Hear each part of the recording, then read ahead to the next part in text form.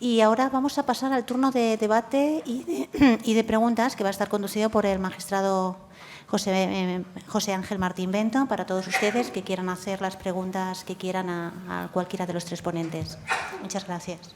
Pues gracias, Mercè. Sí, adelante. Allí le pasarán el micrófono.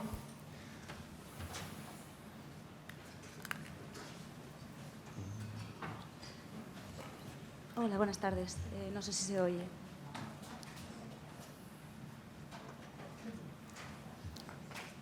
¿Se oye ahora? ¿Hola? Sí, ahora sí. Sí. Mi pregunta era para Carlos González Barandarián, que es que no sé si lo he entendido bien, pero que cuando se recupera una obra que ha sido exportada ilícitamente, que pasa a ser propiedad del Estado, ha comentado que si se demuestra que ellos no habían tenido nada que ver en la exportación, se puede solicitar el retorno y se devolvería por orden ministerial, me ha parecido entenderle. Sí. El artículo 29.3 de la Ley de Patrimonio Histórico dice: cuando el anterior titular pueda acreditar la pérdida o sustracción previa del bien ilegalmente exportado, podrá solicitar del Estado sucesión, comprometiéndose a abonar los gastos derivados de la recuperación. Pues eso es exactamente. Cuando haya, salvo, luego continúa el artículo, ahora ya no va a ser literal, que hace muchos años que aprobé la posición, salvo que sea un bien perteneciente a un organismo público, en cuyo caso se presume que no ha tenido nada que ver en la exportación ilegal el organismo público. Entonces, en su momento lo que hubo es un problema con la interpretación del término cesión, porque cesión, según la Academia, es la devolución de la posesión, pero no de la propiedad, con lo cual nos encontrábamos con el caso muy paradójico de que el anterior titular, de hecho, no había tenido nada que ver, le habían robado, había tenido la muy mala suerte de que el ladrón se la había llevado fuera de la frontera, ilegalmente, lógicamente, no va a pedir permiso, y entonces tenía que le habían robado, que además había exportado ilegalmente, que se había recuperado, que la recuperación había costado un dinero y que tenía que pagar los gastos de la recuperación y que lo único que conseguía era la cesión de la posesión. Con lo cual, la Abogacía del Estado nos hizo un informe interpretando en un sentido más amplio el término cesión y buscando la fórmula en la que se le pudiera devolver, reintegrar la propiedad. Y conforme a los procedimientos del Ministerio, se consideró que la fórmula adecuada era la orden ministerial. Muchas gracias. ¿Alguna pregunta más? ¿Quién más? Sí. ¿Se recuperan obras fuera de España? Un segundito. Un momento, Así que y pueden le oír todos. acercarán el micrófono. No, Sí. estoy acordando del caso de la arqueta de Bañolas, que se recuperan varias piezas en dos fases distintas. Recuerdo que se pagó por ellas. Sí. Y además una cantidad importante. Sí. ¿No hay posibilidad de que el que lo ha comprado sabiendo que es una pieza robada por un ladrón famoso y tal? Lo que pasa es que ahí entra el concepto de adquirente de buena fe. Entonces, si la persona que en ese momento, como de hecho ocurrió en ese caso concreto, pudo acreditar que había tenido la vigencia debida, es decir, que había intentado rastrear dentro de un margen razonable que las piezas no tenían un origen ilegítimo, estamos hablando de otros tiempos también, que no había un ID art en el que le hacías una foto y podías comprobar si esa pieza estaba robada o no. Entonces dijo que ella había adquirido de buena fe y que si se querían recuperar, que se le tenía que indemnizar. Entonces, al final se llegó, la única manera de recuperar las piezas, que al final es un poco para lo que trabajamos todos, los que estamos aquí sentados y los que estáis allí, pues lo importante es recuperar ese patrimonio perdido y la fórmula fue comprar. Procuramos hacerlo lo menos posible, pero hay veces en que no todo el mundo es Christian Levet que decide devolver gratuitamente las piezas. Y hay veces que, como los delitos están prescritos, casi siempre, ¿verdad? La única manera es o una entrega voluntaria o una indemnización al adquirente de buena fe o directamente llegar a un acuerdo sobre el precio. Claro, me permito también añadir que en muchas ocasiones, una vez las fuerzas del orden público al adquirente le ponen de manifiesto el posible origen ilícito de la pieza que puede haber comprado de forma más o menos blanca.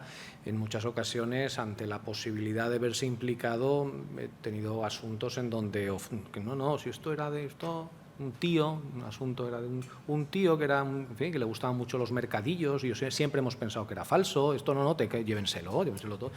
Y muchas veces lo entregan, ¿no? Lo entregan a un, en fin, incluso gratuitamente, no por ese altruismo quizás, sino un poco más movidos por el miedo a verse implicados en un delito contra el patrimonio o un delito de estafa, un delito de falsificación, dependiendo del tipo en el que estemos. O sea que no siempre es necesario abonar la devolución. Sí.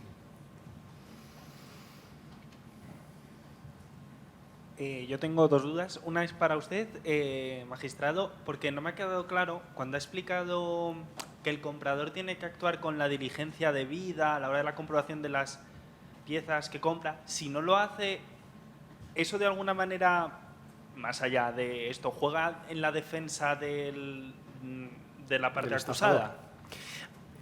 Le contesto primero esta pregunta, si le parece. Vale.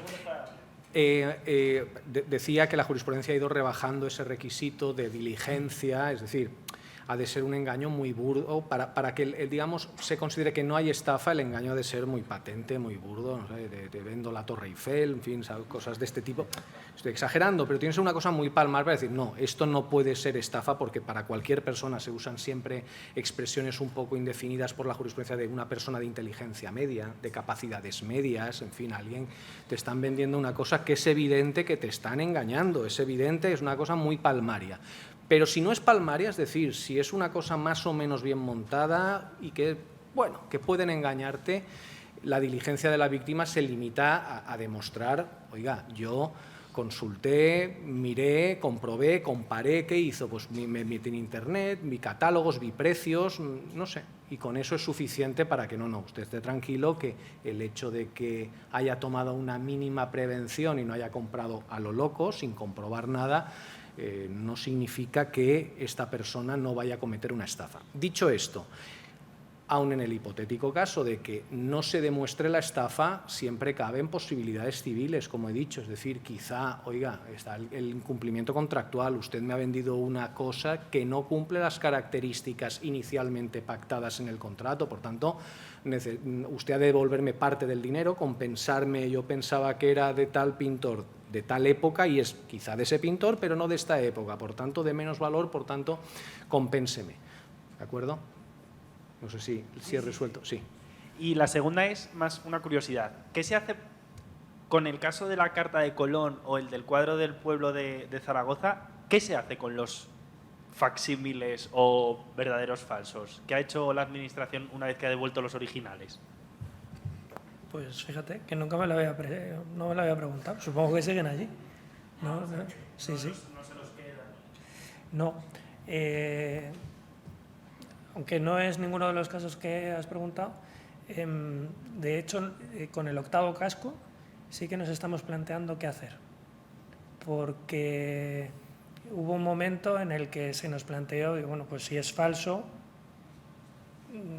me lo devolvéis. Quien lo había entregado. Y entonces dijimos, es que si hubiéramos detectado un Picasso falso, ¿se lo devolveríamos a la persona que lo ha entregado voluntariamente? Eso es facilitar que en un tiempo X vuelva a aparecer en el mercado y vuelvan a intentar colarlo como auténtico. Con lo cual, de momento está en el Museo de Zaragoza y ahora tenemos ahí un cierto mejunje administrativo sobre qué hacemos con él, si lo aceptamos como si fuera un bien del patrimonio histórico, como un material de apoyo, como un... Pero bueno, eso, cuestiones administrativas aparte, lo suyo es que se quede en manos de una institución pública que garantice que no va a volver al mercado para volverse a ofrecer como una pieza falsa. La policía tiene ese famoso museo de las falsificaciones que tienen en la Academia de Ávila, que también conocido, como dice Juanjo Polovagini, como el Museo de los Horrores. Que supongo yo. No obstante, el casco este que dices tú bien podría estar con el de Russell Crowe. Sí. No, y siempre cabe la destrucción, siempre cabe por sentencia judicial, entre las resoluciones cuando hay efectos intervenidos. No es este el caso, Carlos, porque no hay un procedimiento judicial, en principio no hay un. Pero en nuestras sentencias, en este tipo de asuntos, ¿qué hay que hacer con los efectos intervenidos? Que tenemos las salas de piezas que no nos caben, nos encanta destruirlos, poner en la sentencia que se destruyan, entonces ese tipo de cosas pues se destruyen, por un lado para vaciar y dar más espacio a lo que venga, pero en segundo lugar también para evitar o prevenir lo que estaba comentando Carlos, ¿no? Que vuelva a ponerse a disposición en el mercado siendo un objeto que apenas tenga valor, pues se ordena la destrucción. Tenemos otra pregunta por aquí. Hola, sí, era para el teniente. En relación a su presentación, ha enseñado unas imágenes, entiendo que sobre un falso Sorolla, con una presunta certificación de Bernardino y el sello de Pons Sorolla. Me preguntaba si nos podía contar algo más. No lo entendemos bien, no. Vaya. Un poco más alto. Hola. Ahora. Era para el teniente sobre la fotografía que ha puesto, entiendo que sobre un caso de un falso Sorolla, con una certificación de Bernardino, presunta, y ese sello de Pons Sorolla era para ver si nos podía contar algo más sobre este caso concreto. Bueno, gracias por la pregunta. Falsificaban obras de diferentes autores. En este caso concreto, pues cuando hay veces que hasta que no se efectúa la entrada y registro, no sabes hasta dónde vas a poder llegar o demostrar, ¿no? Porque si en el registro no encuentras nada, luego es más complicado, ¿no? Más allá de lo que aparezca en las intervenciones telefónicas o en cualquier otra medida, ¿no?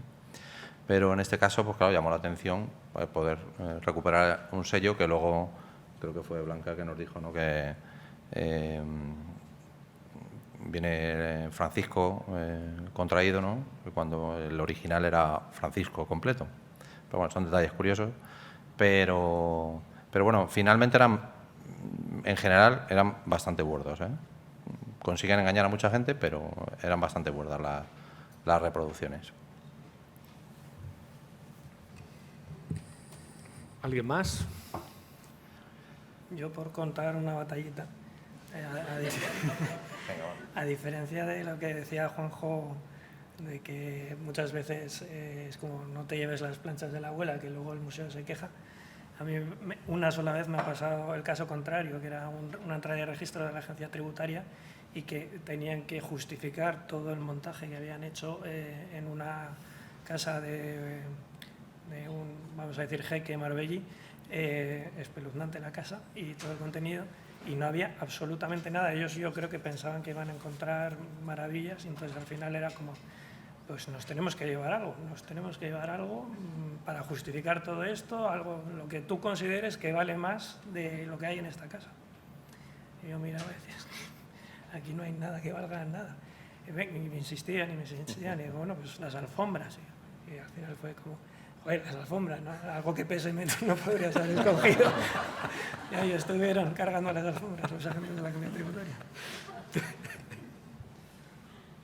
Tenemos otra pregunta por aquí. Adelante. Hola, buenas tardes. Mi pregunta en realidad no tiene que ver con las falsificaciones, quizá más, bueno, no sé exactamente con qué, no sé si con una usurpación, un robo o de qué se trata. Es un caso concreto que ocurrió hace bastante tiempo. Para mí se me quedó así en la nebulosa. Se trata de unas cabezas que estaban en un jardín y esas cabezas, en la época de la construcción, se derribó en la casa y todas esas cabezas y otros elementos decorativos que había, pues bustos de piedra, de mármol, de terracota que había en ese jardín. Y aprovechando esos momentos de que entraba la excavadora, pues los vecinos aprovecharon y se llevaron varios de esos elementos y existen en la actualidad. Entonces, ¿al cabo de cuánto tiempo esos elementos pasan a ser propiedad de esas personas? Si es que hay un tiempo. Bueno, me atrevo yo con pinzas, porque habría que saber exactamente todos los datos. Lo primero que hay que saber es si se tratan o no de patrimonio histórico. Sí. Sí. ¿Son de patrimonio histórico? Sí, sí. Hombre, pues se pueden entonces tratar de recuperar, porque la posibilidad de recuperar el patrimonio histórico... Otra cosa es el delito, que habrá prescrito, pero si son bustos romanos, griegos, no sé, se pueden tratar de recuperar. De todas formas, ese tipo, este verano he estado en Grecia, también otra batallita. Estaba en Grecia y en las ruinas de los teatros griegos que hemos visitado, se indicaba que el expolio por parte de la gente del pueblo, es decir, las casas de los pueblos se han hecho con las piedras y que además tenían gusto porque cogían una piedra sin más para hacerlo, pero luego para adornar el dintel se ponían un dintel griego y claro, eso ahí está y sigue estando ahí. Se puede intentar recuperar siempre y cuando claro, es una tarea de identificar bien esas piezas, demostrar que esas piezas son de patrimonio histórico, tratar de hacer la trazabilidad, que yo creo que el problema será la trazabilidad, de demostrar que estaban en ese jardín que usted menciona y que han sido trasladadas desde ese jardín. Es posible, pero yo creo que es más una cuestión de prueba que de efectividad. Entonces, más quizá Juanjo, porque en este tipo de cosas él se encuentra muchas situaciones similares. A mí se me ocurre que ahora le dejo yo una tarjeta que viene en mi correo electrónico y me cuentan pues, muchas preguntas que me surgirían a mí y a cualquiera, ¿no? Y a lo mejor es interesante.